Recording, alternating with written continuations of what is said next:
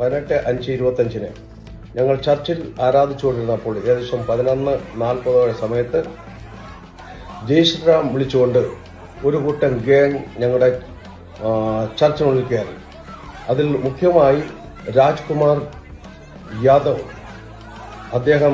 അദ്ദേഹം അതുകൂടാതെ സൗരവ് സിംഗ് ഠാക്കൂർ, സാഗർ സാഹു, രാകേഷ് സാഹു, ശുക്ല, ഏകലവ്യ ഠാക്കൂർ, രവി സിന്ന, രാകേഷ് യദു, ഹർഷ് യദു, ഇത്രയും പേര് എനിക്കറിയാം. കൂടാതെ ഒരു 100ഓളം ആൾക്കാർ ചർച്ചകളിൽ കയറുകയും ചീത്ത വിളിക്കാനും അസഭ്യവാക്കുകൾ പറയുന്നതിനും അതോടൊപ്പം തന്നെ അവർ അടിക്കാൻ തുടങ്ങി. എൻ്റെ വൈഫിനെയും എൻ്റെ 2 കുഞ്ഞുങ്ങളെയും അവർ മർദ്ദിച്ചു. സഭയിലുണ്ടായിരുന്ന വിശ്വാസികളെ അടിച്ച് അവർ മർദ്ദിച്ചു.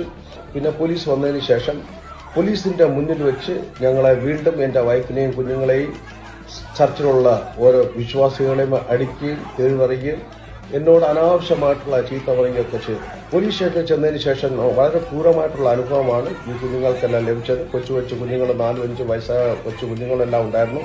ഞങ്ങൾക്കൊരു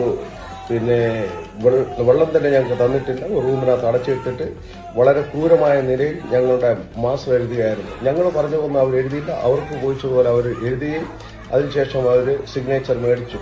പുറത്തിറങ്ങി കഴിഞ്ഞാൽ നിന്നെ കണ്ടിച്ചു കളയുമെന്ന് പറഞ്ഞ് വളരെയധികം ഉപദ്രവിച്ചു.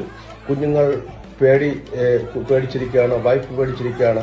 ഞങ്ങൾക്ക് ഞങ്ങളുടെ ഭവനത്തിൽ പോകാൻ കഴിയുന്നില്ല. ഒരാഴ്ച കൊണ്ട് ഞങ്ങൾ ഓരോരോ വീടായിട്ടിങ്ങനെ ഓരോ സ്ഥലമായിട്ടിങ്ങനെ മാറി ഇങ്ങനെ ജീവിക്കുകയാണ്. ഞങ്ങൾക്ക് സ്കൂൾ തുടങ്ങാൻ ഒക്കുന്നില്ല. സ്കൂൾ ഉടനെ തുടങ്ങണം. ടീച്ചേഴ്സിന്റെ അപ്പോയിൻമെന്റ് ചെയ്യണം. ഇതുവരെയായിട്ട് ഞങ്ങൾക്ക് സ്കൂളിൽ ഒരു പ്രൊട്ടക്ഷൻ തന്നിട്ടില്ല. ഏത് സമയത്തും ഞങ്ങളുടെ ജീവൻ അവർ തീർച്ചയായിട്ടും കൊടുക്കും. ആ നിലയിലാണ് ഞങ്ങളിപ്പോൾ കടന്നുപോയിരിക്കുന്നത്.